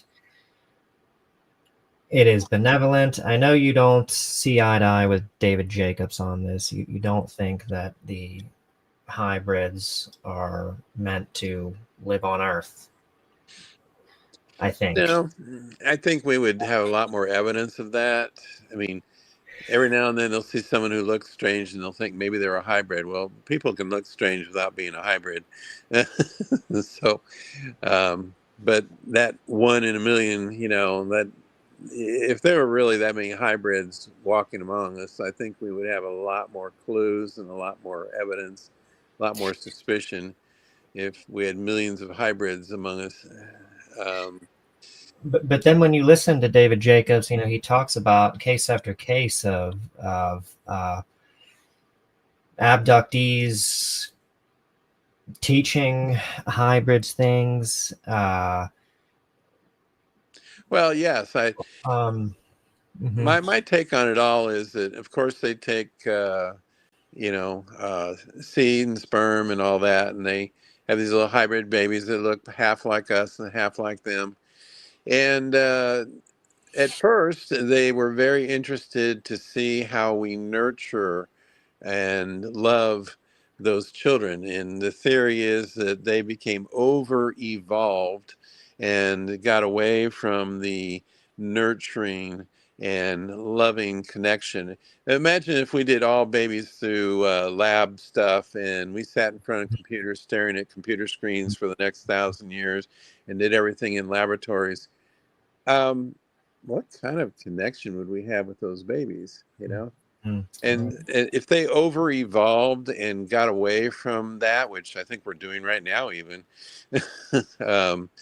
and got away from a lot of the nurturing and caring and time spent with children, I think we'd have to find that again. And I think they were doing a lot of things to study our emotions.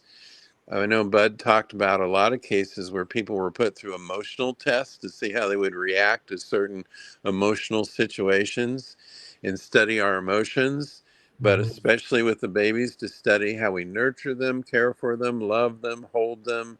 They wanted to see how we dealt with those children. And it's interesting because a lot of the younger children that were abducted were taught telekinetic skills. Like I had a girl who I never saw her do this, but her family swore by it, and they were all abducted. But as a young girl, she could play pool on a pool table and never use a cue stick. She just look at the ball and it would go in the pocket. Wow. And under hypnosis later, she told me about the different exercises that they had tried to teach her to use her mind to move things. And apparently she learned how to do it. I still have contact with her, but she says she's lost that ability over the years. She can't do it anymore. But just the fact that she was trained on board, others were trained to try to fly the ship by thinking it. And that might explain why they don't find engines on board crashed vehicles. I think thought flies the craft. And it's interesting because in the mid 1990s, I saw a report where the military was trying to wire up pilots' brains to see if they could think the aircraft to fly instead of using controls. And I said, now, where did they get that idea? Right. Right. Mhm. And I thought, wait a minute, where did they get that idea? Um, but anyway, all this adds up. It makes sense when you start looking at the telekinetic ability. And again, using the power of our mind. And I will also add that a lot of the abductees, after they've been through this experience and had this telepathic communication, they are more telepathic. They are more psychic. They have more ability after their experiences. And I think it's like a muscle that hasn't been used. And after you use that telepathic muscle and you've used it for a while and dealing with the aliens, that you come back and you have an ability, sensitivity that has been turned on, you might say. And you are more psychic or sensitive or empathic or whatever you want to call it. I know Debbie Cobble would certainly tell you that. And other abductees would tell you that that's true. Mhm.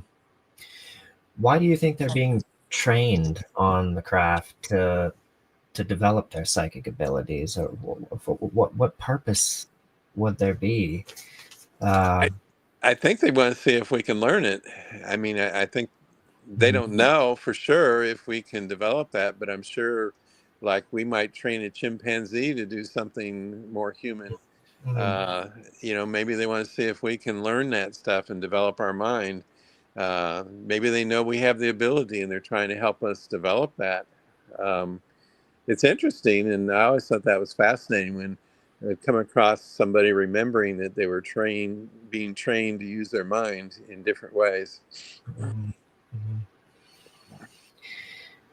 Yeah, that's interesting. Now,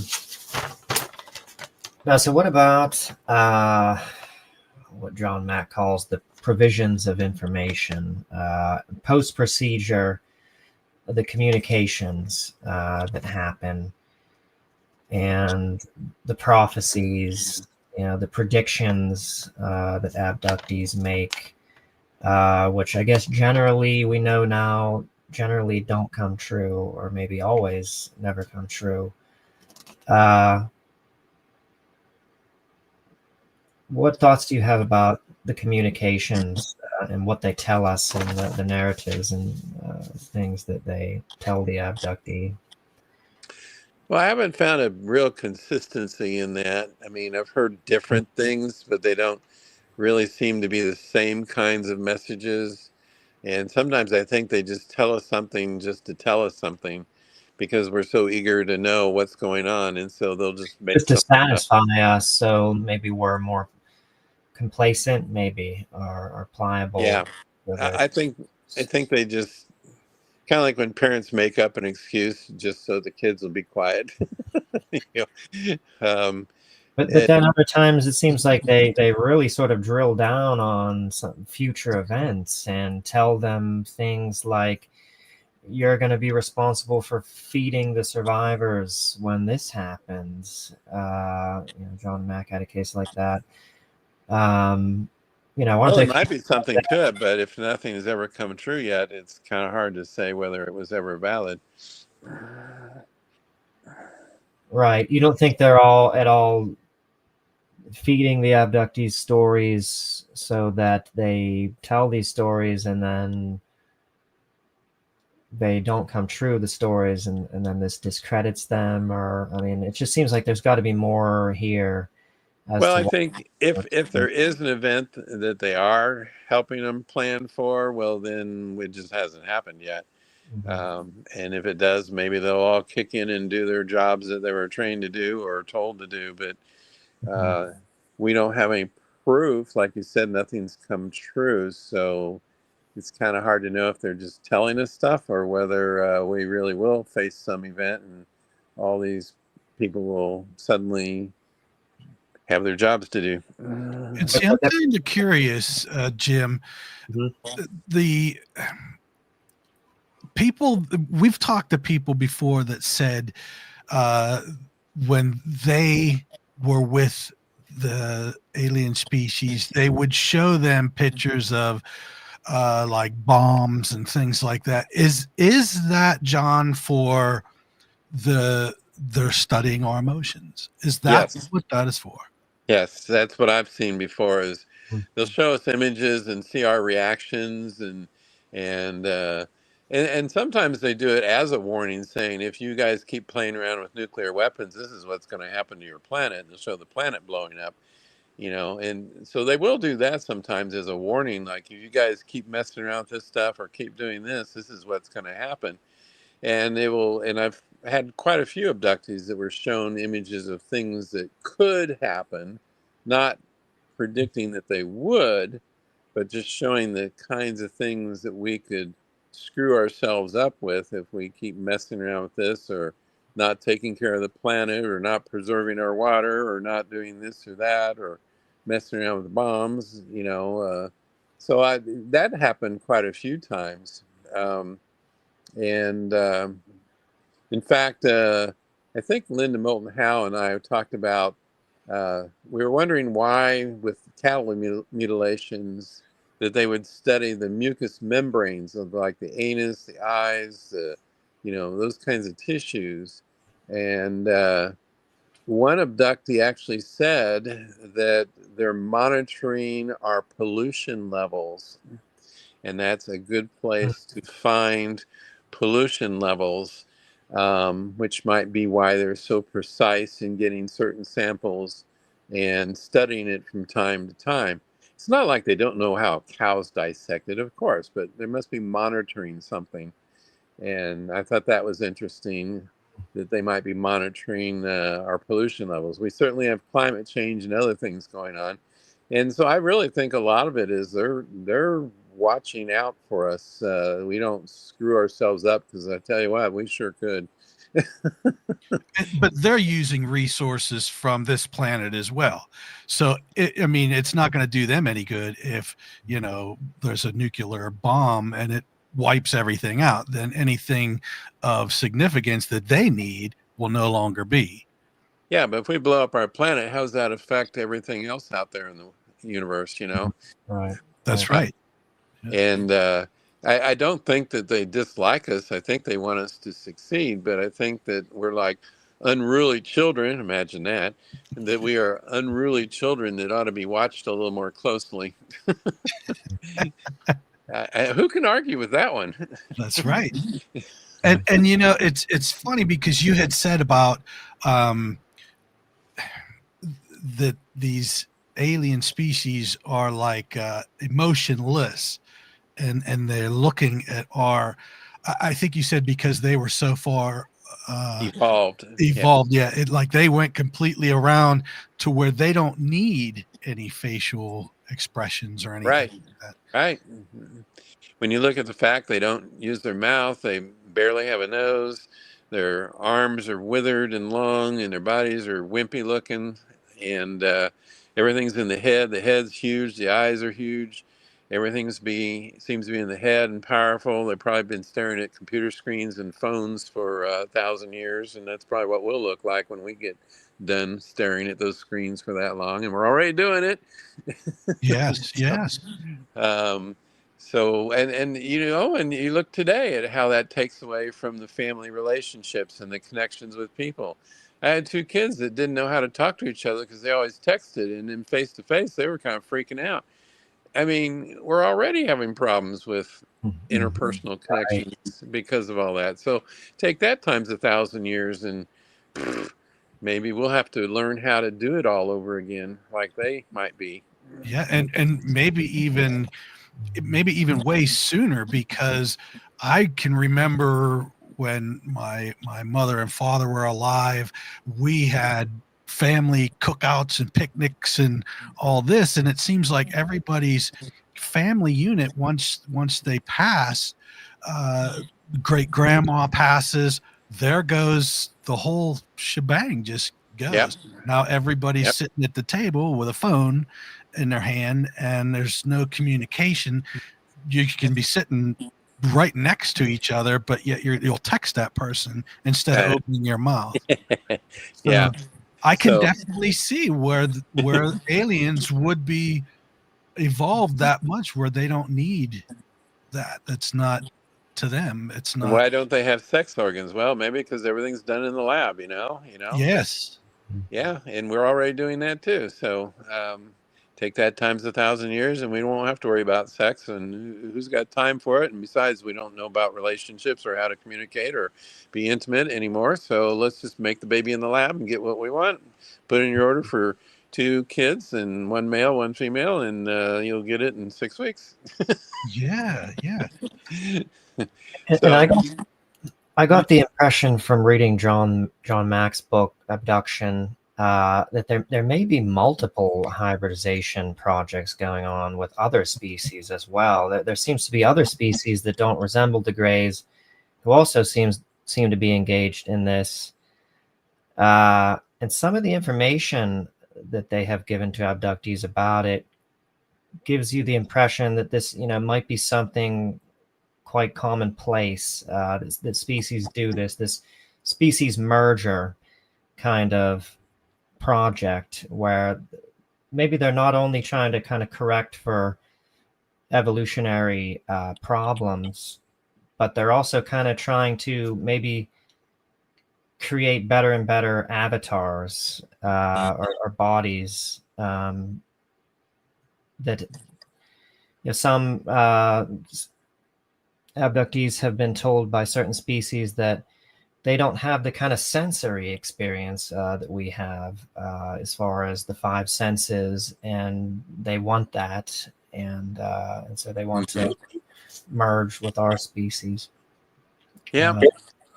Yeah, I think we have a lot to offer, but we don't even realize it ourselves. Right. And it's sad because we're losing what we are actually so good at. It's sad. Right, I know. Yeah, the takeaway from this is that, the sort of natural sort of sensory experiences that we have in life are golden. We should really value these and not, move towards, using technology and the what do they call the devices that you put over your eyes? Yeah. I don't remember what that's called now. Well, and I want to say that when I look at all my cases, I get a distinct feeling, because even though people had different reactions and different emotional takeaways, when I look at what actually happens and what actually is done and how it's done, I have never felt that there's anything evil or sinister or underhanded. I think, yes, they have their studies, their longitudinal studies, their hybrid programs, their emotional, programs to study things about us. But I've always felt like they were scientists, like they were studying us, protecting us, monitoring us. When UFOs flew over nuclear bases that had atomic bombs, and they'd switch off the instrument panels. It's like saying, "Hey guys, don't mess around with this stuff. We're trying to keep you from blowing yourselves up." And I've always felt like they're monitoring and protecting and watching over us, because if they wanted to take over this planet, it would have been done years ago. I agree. Yes. I mean, what are they waiting for if they're going to do that? So I really think they're keeping an eye on us, and maybe always have. But what about the reptilians, though? Oh, those are just a bunch of wild guys. I don't have much respect for those. They just never seem to be serious about anything. They do some stuff, and been a few cases where they've examined and done stuff, but they never seem to be serious about anything. They just like, oh, Earth is a fun place let's spend Saturday night on Earth and rape a few women. Hey. I mean, sorry, I just don't get any plan or methodology with them. It's like yet I get quite a few. Night. Yeah, just 4 wild guys on a Friday night, But yeah, I do get drawings of them, and the drawings look alike, So. Mm-hmm. Do you ever get drawings? We had on 2 guests ago someone who saw white reptilians that had no neck, and for some reason he felt that the skin was really strange and resembled the I don't know what you call it, the sort of thing that like the King of England or Queen of England in the past would wear around their neck, like some kind of furled thing. Frog-like mouth. I guess cat-like eyes, as I think he described it, Todd. Has anyone ever reported a white reptilian? Yeah, about an albino type. Well, no, but the cat eyes, yes. The almost snake-like face, kind of a bony ridge where the nose and forehead. I don't know about the frilly stuff. There are lizards that have that frilly stuff kind of around them. But it's not a typical description. That's all I'll say. But that doesn't mean it doesn't exist. Right. What do you make of, well, we still have a little bit more time. I really just wanted to ask you about this. One of John Mack's cases, This was a hybrid program abductee, and typically, her abduction experiences were reproductive things. But on one occasion, they brought her into a conference room, or what was kind of like a holographic representation of a conference room, which she could kind of dematerialize if she wanted to. And they put her in front of a screen, and she's watching a screen. And first of all, because this is maybe relevant to the story, this was a real kind of like recalcitrant, cantankerous abductee who always fought them and gave them a real hard time all the time about stuff. So they put her in front of a screen, and they're showing her images of forests and mountains and then canyons. And then eventually it transitions into ancient Egypt. And she's watching this painter paint art on the tombs. And then she kind of becomes this painter and remembers herself as this. She's a female, but this painter is a male. She remembers everything about this Egyptian painter's life, who taught him how to paint, how to make the paint, and she can relay all these details, names and everything. And then the experience ends, and they tell her, "Do you understand now?" What do you think they meant by that? Her sort of takeaway, which I'm not sure if she had the right interpretation or not, was that so there's maybe a continuity between past and present that we're not aware of, a continuity maybe of consciousness, that we're still connected maybe to past lives, and that she felt connected to them, and so therefore I can't fight them because I'm part of them. And it shifted her position with respect to them, and she became more agreeable, I guess, sort of at that point. Have you ever had any similar abductees who have been shown what they were told were past lives, or what they felt were past lives? No. And here's the problem. I mean, the case sounds very interesting, and I can see the flow of it and the thoughts in it and the possibilities. But when it's one of a kind, that bothers us in the research, because we want to see patterns, we want to see repeating elements. And when you have a unique story like that that doesn't seem to be matched up very often or at all, then you have to wonder if possibly the subject is, her brain is unwittingly, like a false memory, constructing something that means something to her, or means something to the flow of the details, but maybe isn't really true. And it's hard to say that, because a person can be completely genuine and completely serious and quite believable. But in our research, we have to see patterns to create reality. If every case was imagined or made up, then we'd have 1,000 different directions and no patterns at all. Interesting. Aren't there cases, though, because there was another case of one of John Mack's where someone was taken, a male, and was shown memories on the screen, but not of a past life, about his own life, for whatever reason. Almost sounds like a life review and a near-death experience. Right. Yeah, it kind of does seem similar. Well, I suppose they could do that.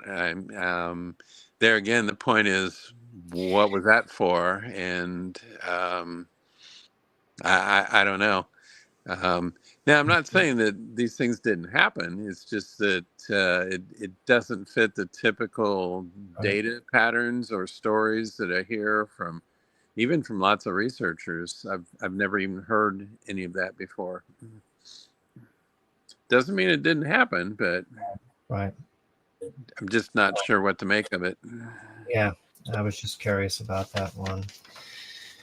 But yeah, we're getting on 2 hours here, Todd. I don't know if you want to wrap Well, up. I need to go soon. Yes, yes. John, it was fantastic to hear you talk about these cases and your experiences. I am just blown away. I was more in deep thought with everything you were saying that I have all these notes and stuff, questions I wanted to ask that we'll have to wait for another time. But it was incredible. I am still in awe over this. And one quick question: how many cases have you done with regression, things like that? I'd say about 300 hypnosis sessions over 140 cases. Wow. And it's incredible to me.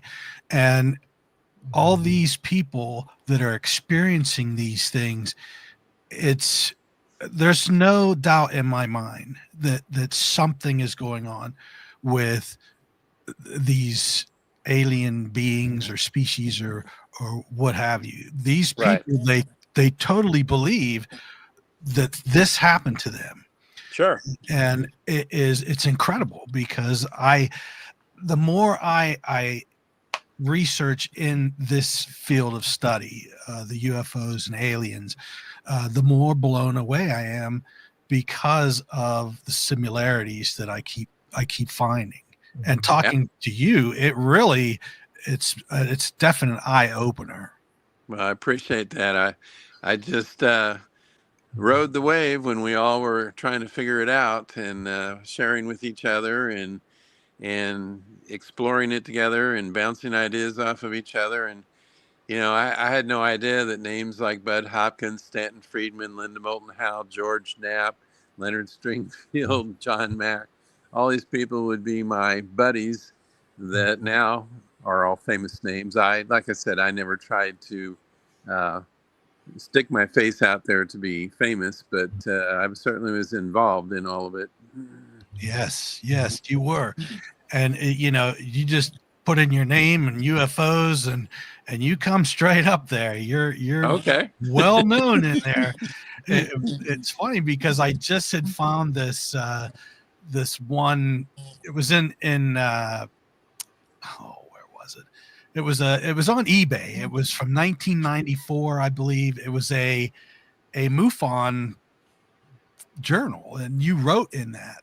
And I was like, oh my God, this is, in fact, it was called the Mutual UFO Network UFO Journal, April 1995, John Carpenter. And yeah, I wrote a column called Abduction Notes about every other month. Yeah. Yes. And now I'm like, I need to buy this so I can read some of your stuff because it's just so fascinating. Well, I appreciate that. Well, we shared what we found, and we always were exploring and trying to figure everything out. And it was a good time because it was all new to all of us, and we were all trying to sort through it. And but you definitely get a clear idea after doing a bunch of the work what it is and what it isn't. And that's what I've tried to convey tonight, in my opinion, at least. I always try to be objective and just follow the facts, follow the details, and take note that human behavior can change, but that doesn't mean that the beings or the projects are really different. It might be just the human reaction to them. Right. Yes. And that's an important thing. That is. And you know what? I just thank you so much. And I'm not going to hold you. You gave us enough of your time. I so appreciate it. Jim, anything you'd like to say before we go? No, that's everything. Although if you'd like to come back on, John, we'd love to talk to you about I'd be glad to. Near-death experiences. I think you're interested. Oh yeah. Oh yeah. I got a lot more. We didn't even touch on all that. I wrote 5 books on all that stuff, and we didn't even get there.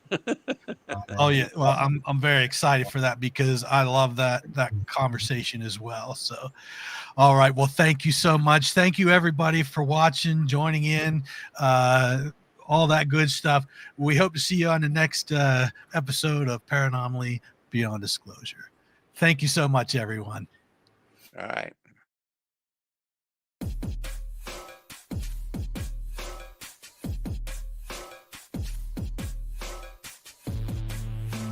Thank you for tuning in with us tonight. We hope you enjoyed this episode. Please be sure to like, subscribe, and follow to receive notifications when new content is made available. A Paranomaly Beyond Disclosure is looking to talk with ufologists, researchers, investigators, contactees, abductees, channelers, and more for upcoming shows.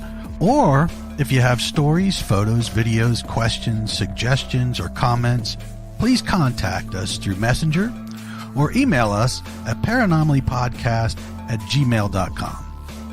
And you can also visit us at paranomalypodcast.com for more content and information, including all our social links. I thank you again for watching or listening, and we hope to see you on the next episode of Paranomaly Beyond Disclosure.